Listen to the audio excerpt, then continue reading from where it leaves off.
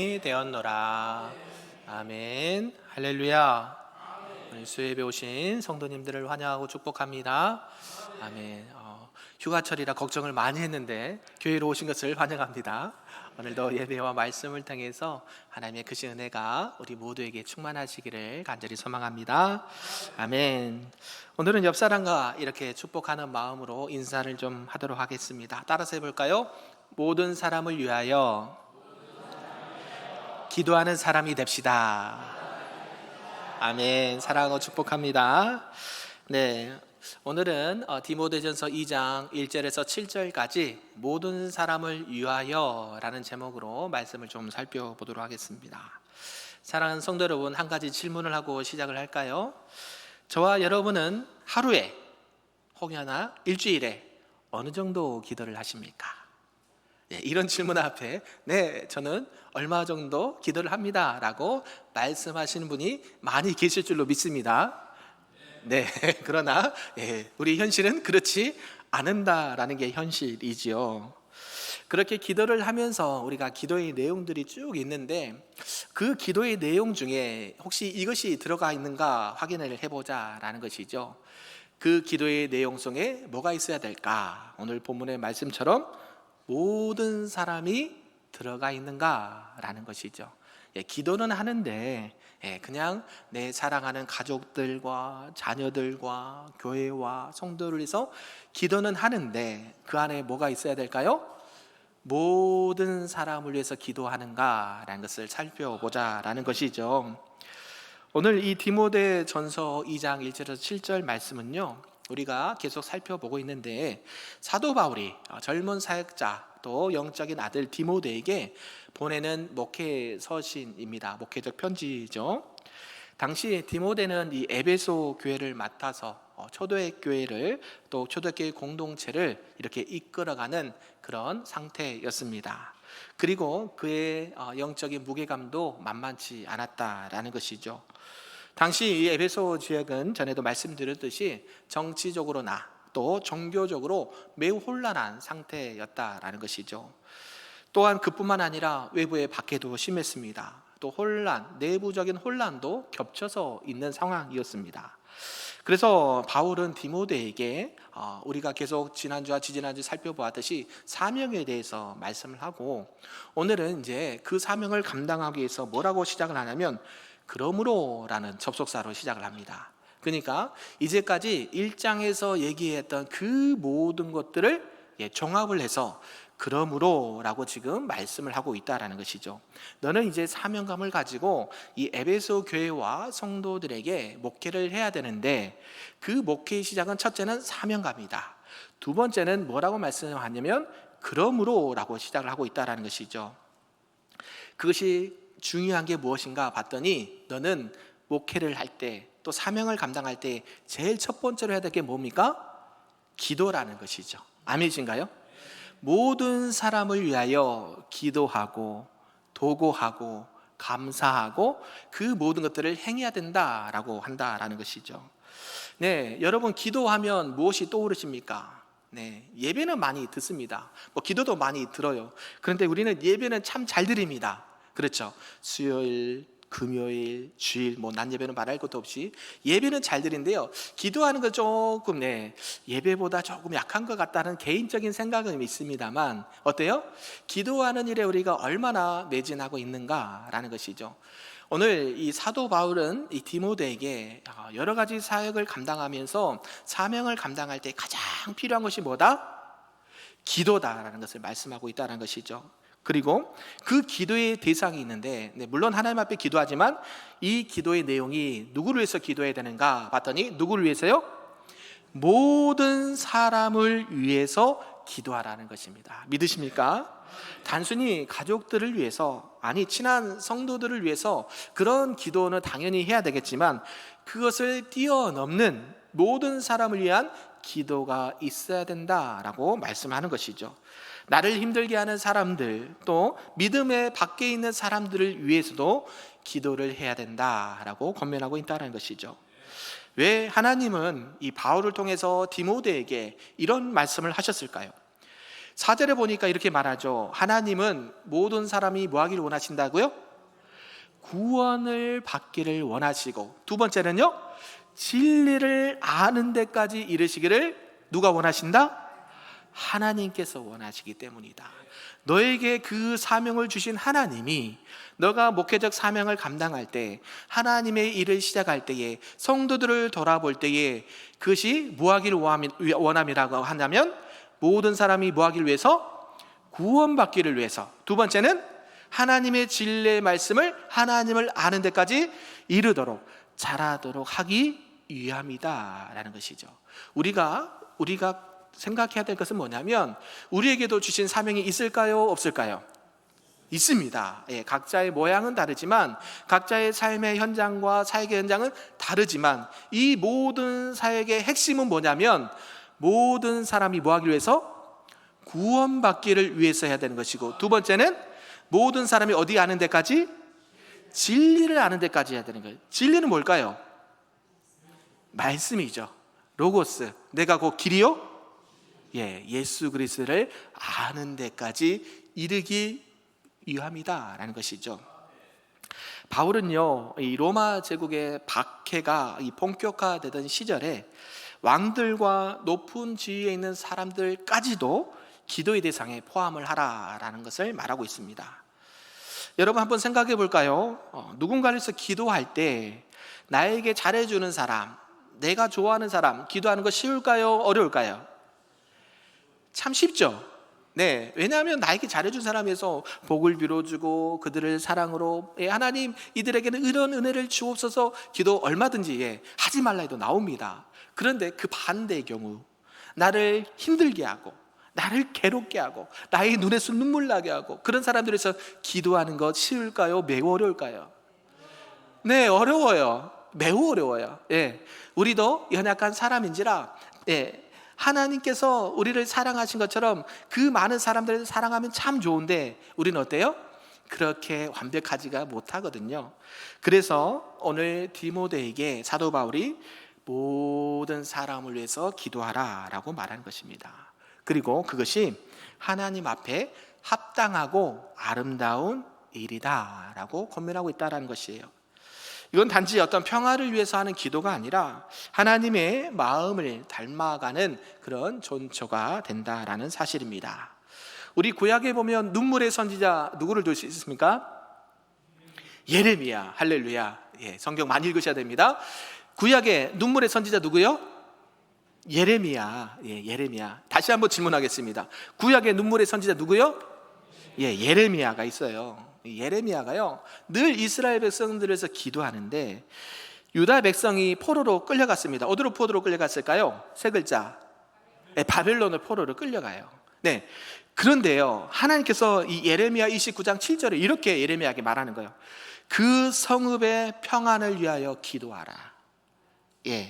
지금 예레미야는요, 하나님의 말씀을 대언하는 선지자 역할을 했습니다. 자신을 괴롭히고 이스라엘 백성들이 지금 바벨론에서 포로 생활을 하고 있는데 그 성읍의 평안을 위해서 기도하라는 것, 이해가 되었을까요? 안 됐을까요? 안 되는 것이죠. 어떻게 저들을 위해서 기도합니까? 저들이 지금 벌을 받아도 시원찮을 판에 이 상황들이 지금 감사하는 제목이 아니잖아요. 우리를 힘들게 하고 괴롭게 하는 이 모든 일에서 있는데 오히려 하나님께서는 그 성읍의 평안을 위해서 기도하라라는 것이죠. 이것은 우리의 상식의 범위를 뛰어넘는 내용이라는 것입니다. 이게 하나님께서 우리에게 바라시고 요청하시는 기도의 방법이고 내용이라는 사실이죠. 이런 전체의 내용을 통해서 오늘 우리에게 주신 말씀 몇 가지로 살펴보도록 하겠습니다. 그 첫 번째는 모든 사람을 위하여 기도하는 것은 결국 하나님을 닮아가는 과정이다라는 사실입니다.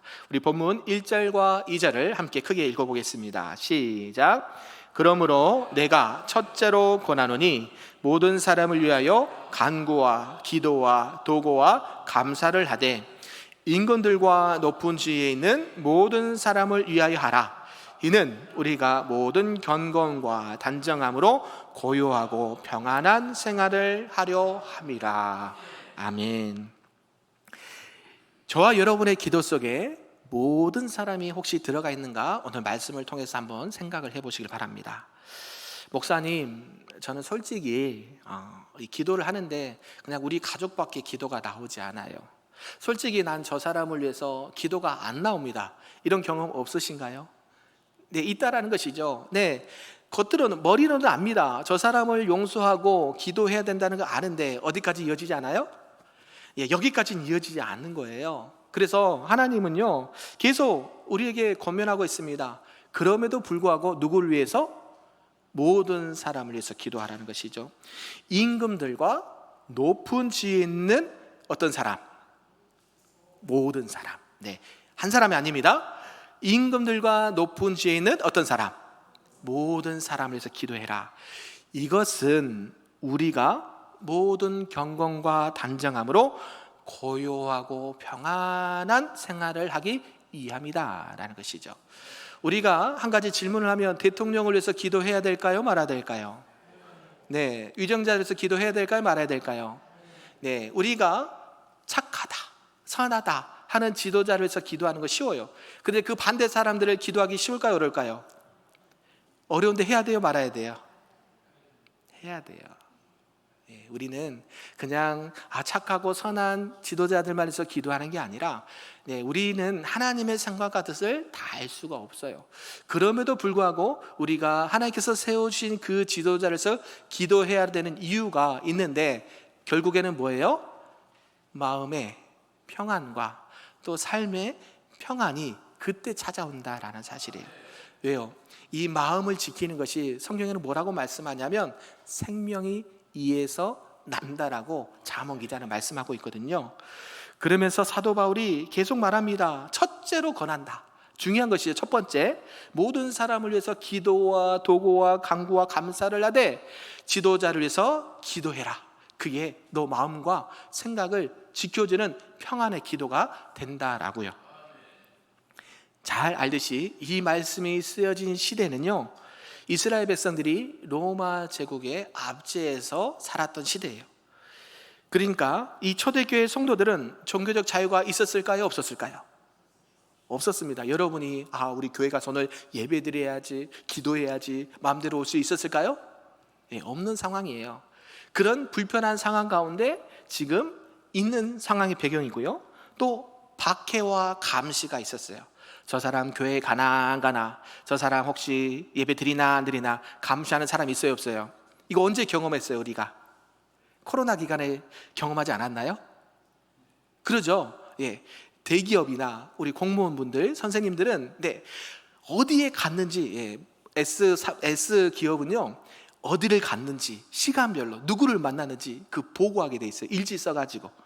혹여나 그 사람으로 인해서 그 코로나가 확진이 되고 번지면 회사가 이렇게 차단이 되잖아요. 일이, 업무가 마비가 되잖아요. 그 피해 보상을 직원들에게 한다고 얘기했어요. 예, 그런 얘기가 있으니까 어때요? 그런 상황 건데 예배 드리러 나오겠습니다. 예, 손을 들어주세요. 끝났잖아요. 그러면서 나오겠다. 없으세요? 네, 한 분.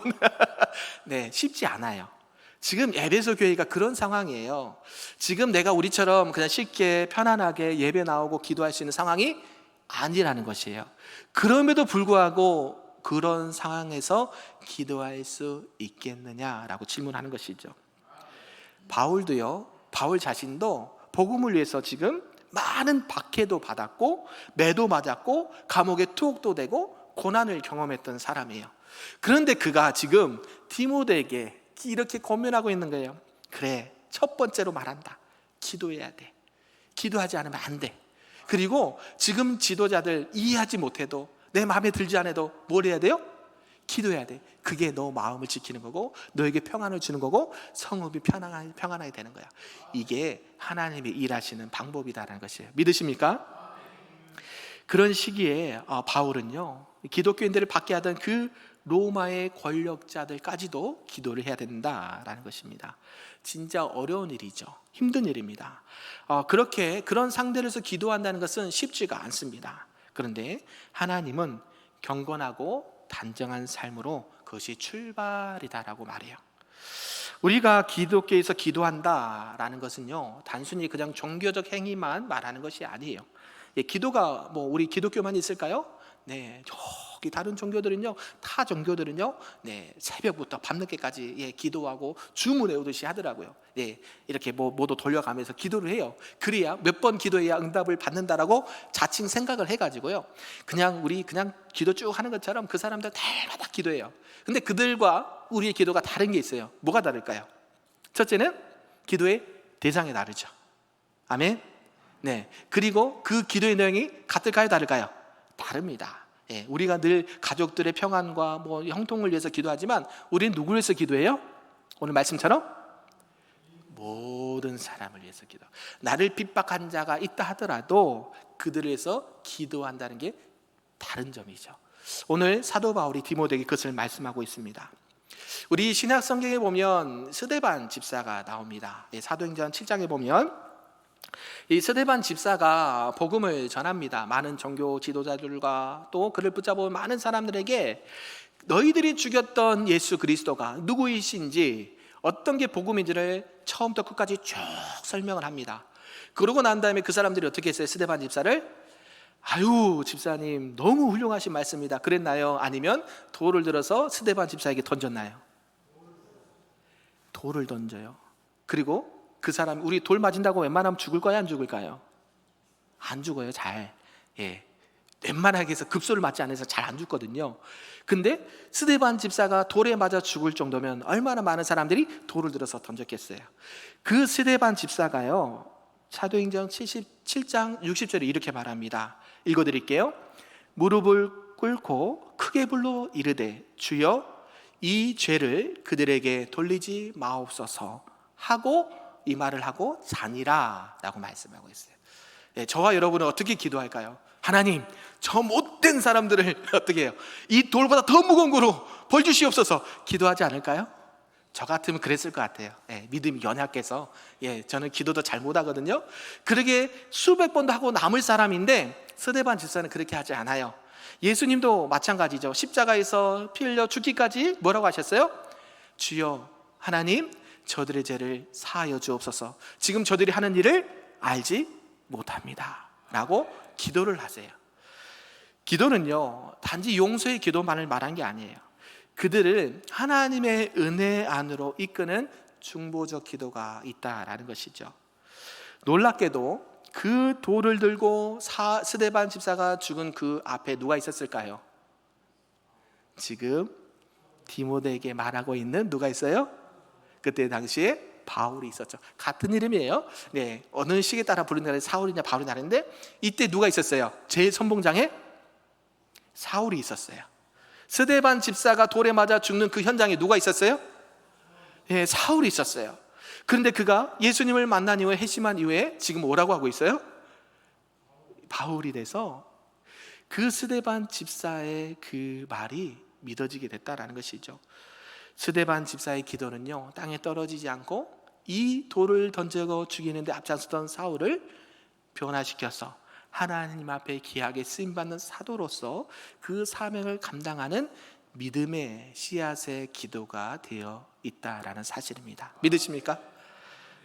우리가 잘 알고 있는 사랑의 원자탄 하면 누가 떠오르십니까? 손양호 목사님이라고 계세요. 손양호 목사님이 일제 강점기와 여수에 있는 애양원이라고 혹시 들어보셨나요? 거기 어떤 병원이, 어떤 곳인가요?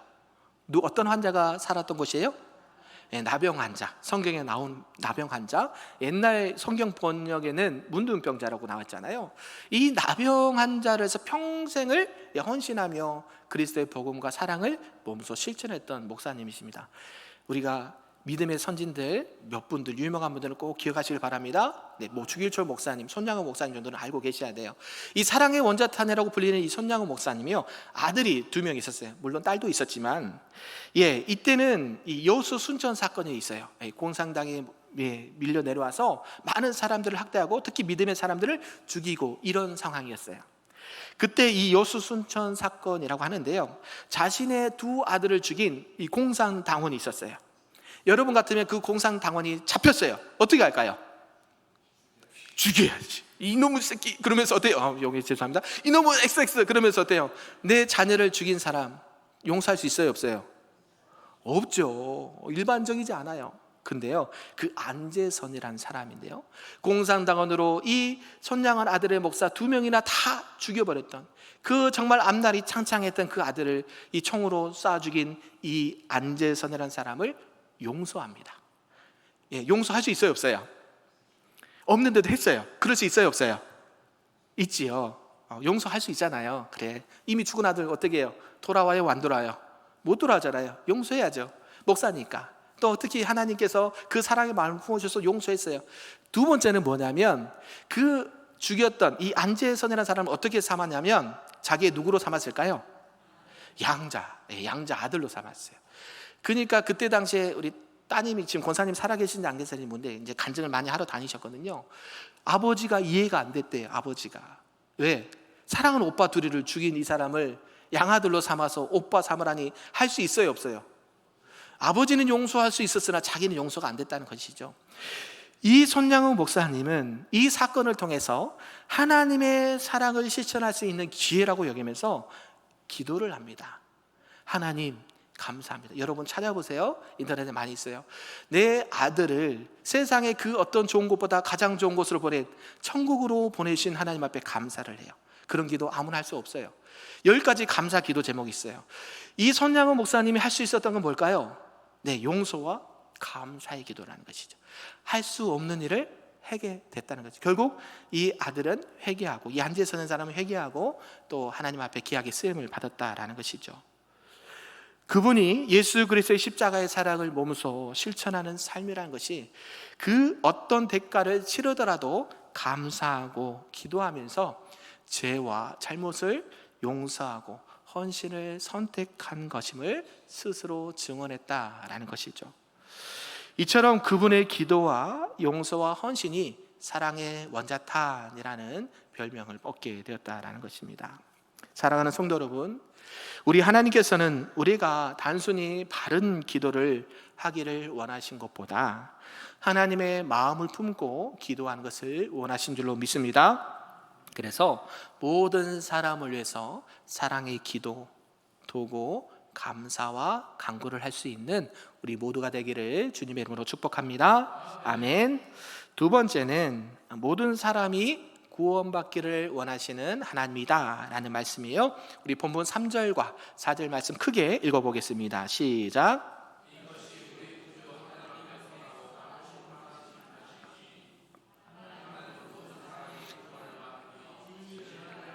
이를 원하시느니라. 아멘.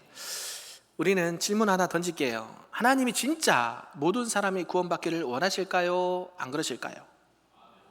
원하십니다. 근데 우리는요, 반대로 생각을 하죠. 이 사람은 도저히 구원받을 수 없어. 구원받으면 안 될 사람. 이렇게 한다라는 것이죠. 그런데 정말 나와 너무 다르고 나를 괴롭게 한 사람이 정말 구원받아야 될까? 이런 질문을 할 수밖에 없다는 것이죠. 이 질문은 아주 분명하고 부드럽지만 강력한 메시지가 있다라는 것이죠. 모든 사람 예외 없이 모든 사람이 구원받기를 원하신다라는 것입니다. 당시 에베소 교회는요, 내부적으로 매우 혼란한 시기를 지나고 있었습니다. 믿음으로 산다고 하지만 믿음으로 서로를 정죄하기도 하고요, 또 유대인과 이방인의 벽들이 더욱더 높아졌습니다. 디모데는 그런 공동체 안에서 지금 목회를 하고 있고요, 하나님은 특정한 사람만 사랑하신 것이 아니라 또 하나님께서 모든 사람을 구원받기를 원하신다라는 이런 인식들과 영적인 씨름을 하고 있었다라는 것이죠. 모든 민족, 또 인종, 모든 계층, 또 모든 배경, 다른 배경을 가진 모든 사람들이 구원받기를 원하신다라는 것입니다. 우리가 구약에 보면 요나 선지자가 있습니다. 들어보셨나요? 요나. 제가 이제 늘 기억하기 쉽게 누가 문제일까요? 질문을 해요. 그러면 누가 문제예요? 요나가 문제예요. 외우시기 바랍니다. 요나가 있는데요, 이 요나 선지자가요 똑같아요. 하나님께서 명령하십니다. 어디에 가서 복음을 전해라? 니느웨에 가서 회개를 외쳐라. 근데 요나가요 선지자였습니다. 아까 에레미야 선지자처럼 하나님께서 말씀하신 것을 그대로 전하면 되는데 요나가 도저히 그럴 수 없습니다. 니느웨는 천벌을 받아도 마땅합니다. 나는 갈 수 있어요, 없어요? 못 갑니다 하고 도망을 가요. 네, 도망을 가는데 어떻게 돼요?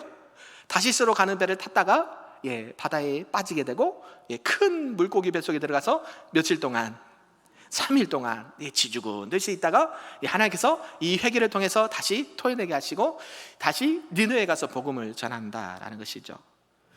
요나의 생각, 저들은 구원받으면 절대 안 돼, 이런 생각이 혹시 나에게 있지는 않습니까? 저들은 구원받을 자격이 없어 라고 생각하지는 않습니까? 우리 하나님의 기준과 요나의 기준은 하늘과 땅 차이라는 것이죠.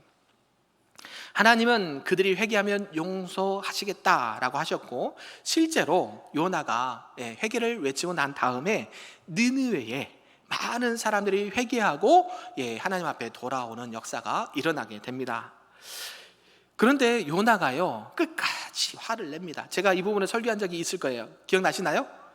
네, 유튜브에 들어가서 있습니다. 네, 이 요나가 그것을 보고 하나님 감사합니다, 나를 살려주셔서 감사하고 또 니네도 살려주셔서 감사합니다 하면 참 좋은데, 그렇지 않아요. 뭘 만들어요? 무더위에 뭘 만들어요? 그늘을 지어주는 박넝쿨. 네, 그러면서 이 박넝쿨에서 참 이제 더위도 식히면서 우리 이 때약볕 에 그늘이면 얼마나 시원해요, 그죠? 일을 안 하시는가 봐요. 네, 현장에서 일하시는 분들, 더위에 지쳐 있다가 시원한 그늘에 있으면 어때요? 너무 좋죠. 그러면서 이 요나가 이것을 너무 즐겨왔을 때 하나님이 딱 하루 지나니까 이 박넝쿨을 어떻게 해요? 싹 사라지게 합니다. 그러면서 뭐라 그래요? 하나님 더워 죽겠어요. 더워 죽겠어요. 그래서 하나님 하신 말이 뭐예요? 요나야, 너가 이 박넝쿨 하나 가지고도 지금 이런 상황인데, 지금 이 니느웨에는 좌우를 분별하지 못하는 수많은 영혼들을 내가 어찌 아끼지 아니하겠느냐. 아멘. 하나님은요 우리의 생각과 기준이 달라요. 우리가 태신자를 작정했잖아요. 137명. 137명 중에 한 분도 등록하시고 여러분들이 이제 등록하실 줄 믿습니다. 저분들이 다 구원받기를 원하실까요? 진짜 원하실까요? 진짜 원하신다는 거예요. 내 생각에는 도저히 구원받을 수 없는 사람은 하나님이 구원받기를 원하실까요? 안 하실까요? 원하신다는 거예요. 내 생각은 내려놓으시길 바랍니다. 어디 기준에? 하나님의 기준에 내려놓으시길 바라고, 내 이성과 판단과 경험도 하나님의 말씀 가운데 하나님의 기준 아래 내려놓으시길 바랍니다. 그러할 때에 모든 사람이 구원받는 역사가 일어나게 될 줄로 믿습니다. 아멘. 마지막 세 번째는 모든 사람을 위한 중보자 예수 그리스도다라는 말씀인데요, 우리 조금 길지만 5절, 6절, 7절을 함께 읽어보겠습니다. 시작. 하나님은 한 분이시요 또 하나님과 사람 사이에 중보자도 한 분이시니 곧 사람이신 그리스도 예수라. 그가 모든 사람을 위하여 증거니라. 이를 위하여 내가 전파하는 자와 사도로 세움을 입은 것은 참말이요 거짓말이 아니니 믿음과 진리 안에서 내가 이방인의 스승이 되었노라. 아멘. 우리가 기도하고 사역을 늘 하면서요 잊지 말아야 될 것이 있다라는 것이죠. 기억해야 될 것이 하나가 있다라고 말씀하신 거예요. 그것은 하나님과 우리 사이에 누가 계시고 있다는 것을 기억하라라는 것이에요. 우리를 대신해서 하나님 앞에 나아갈 수 있는 분이 누구실까요? 우리의 연약함과 죄를 끌어안고 하나님께 나아가는 중보자가 있는데 누구실까요? 예수 그리스도다. 저의 이름으로, 여러분의 이름으로 가는 게 아닙니다. 우리가 늘 기도할 때 뭐로 마무리합니까? 누구의 이름으로 기도합니까? 예수 그리스도의 이름으로 기도하는 이유가 거기 있어요. 세상에 많은 사람들이 기도와 차이점이 그거죠. 세상 사람들은 자신들이 뭔가를 요구하기 위해서 기도를 하지만 우리는 누구의 이름으로 기도하는 거예요? 예수님의 이름으로 기도하는 거예요. 왜? 아까 얘기했잖아요. 사명을 감당하기 위해서 기도를 해야 되고, 이 기도는 모든 사람이 구원받을 수 있도록 기도를 해야 되는데, 그 기도를 연결해 주는 누가? 예수 그리스도가 계신다는 것을 기억하라라고 권면하고 있다는 거예요. 아멘이신가요? 이거는 기도뿐만 아니에요. 우리가 모든 사역을 감당할 때에 우리의 이름이 드러나면 돼요, 안 돼요? 누구의 이름이 드러나야 돼요? 예수 그리스도. 예전에 제가 한번 말씀드렸는데 우리가 서울에 가면 강남교회라는 곳이 있어요. 그때 담임이 송태근 목사님이셨어요. 지금 어디 계세요? 그분이 삼일교회에 가셔요. 근데 이 송태근 목사님이 당시에 가시기 전에 그때 이 강남교회는 청년들로 이렇게 부흥하고 성장했던 교회예요. 이 부흥하고 성장하는 교회의 담임 목사님이 그때 삼일교회가 좀 많이 시끄럽거든요. 전 땡땡 목사님이 스캔들이 일어나서 문제가 많았을 때예요.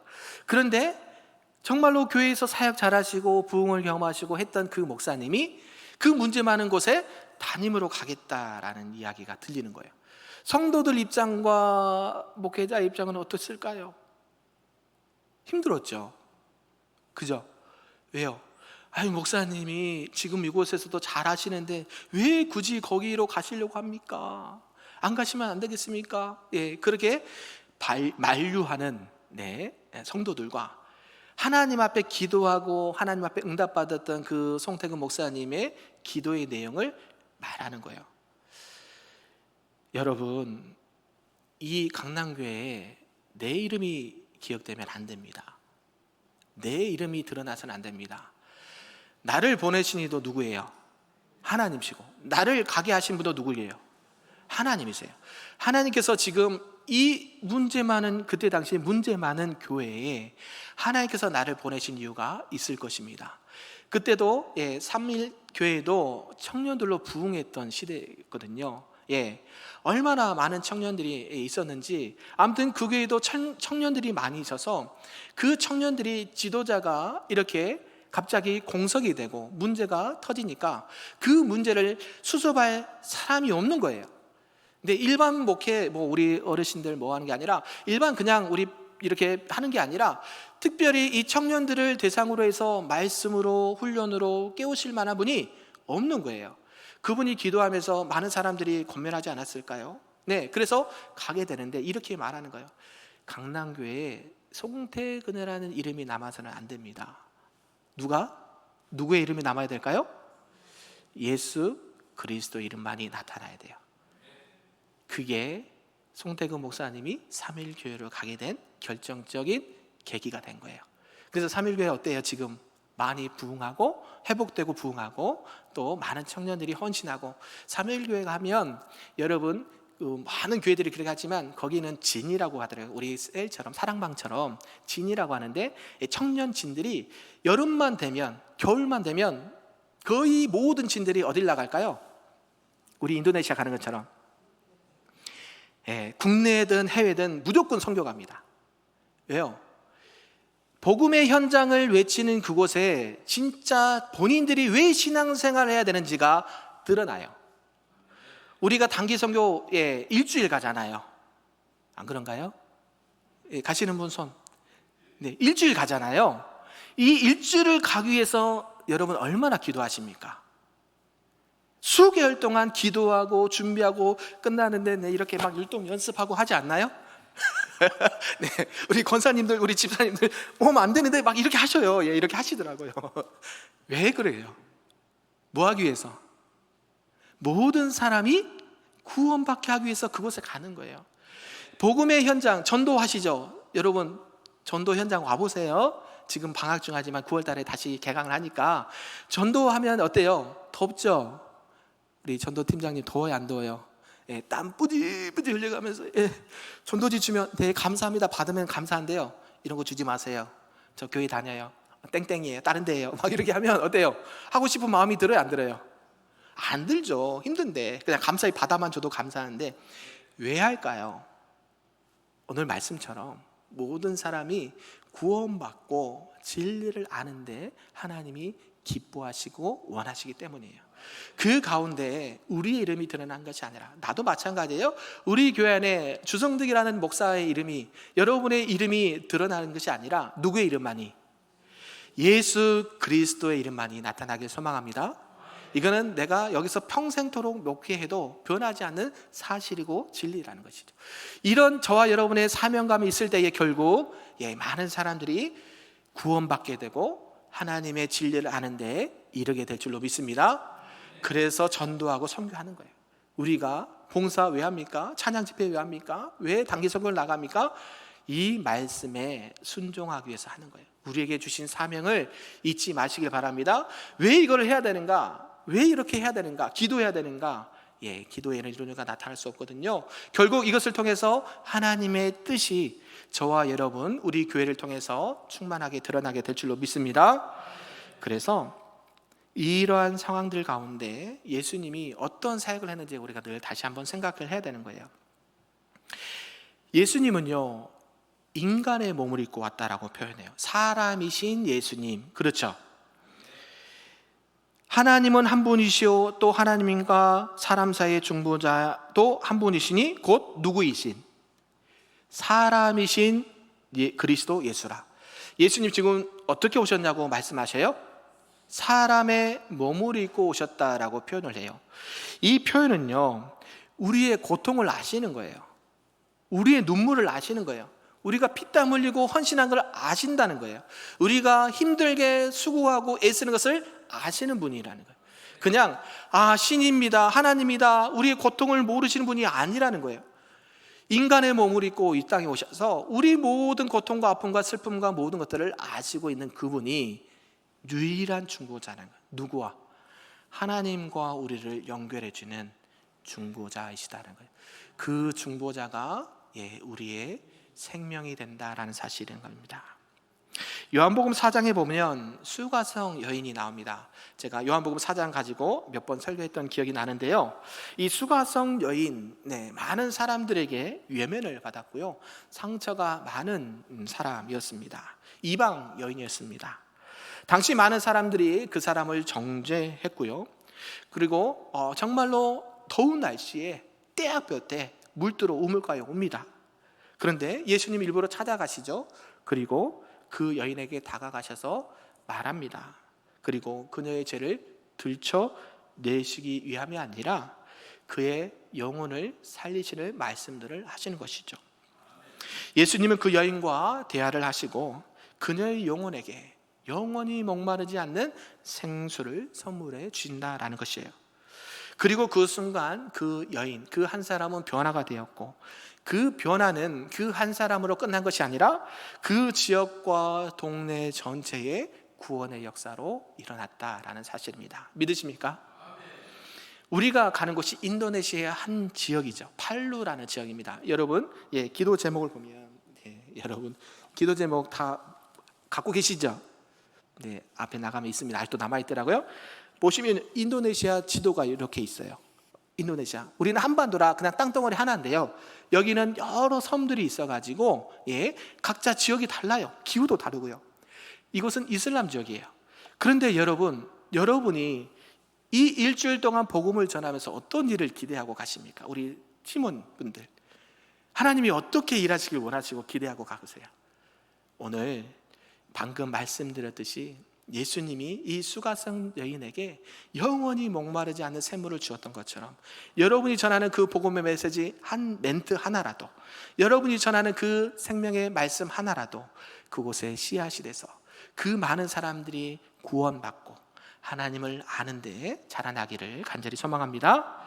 말씀을 좀 정리하겠습니다. 사랑하는 성도 여러분, 지금 저와 여러분은 누가 이렇게 생각이 떠오르십니까? 그동안 미워하고 있던 사람들, 이해할 수 없는 사람들, 너무나 나하고는 먼 사람들, 그렇게 느꼈던 사람들이 생각나지 않습니까? 우리 하나님은 그 한 사람도 구원에서 떨어지지 않기를 바라시고 모든 사람이 구원받기를 원하신 줄로 믿습니다.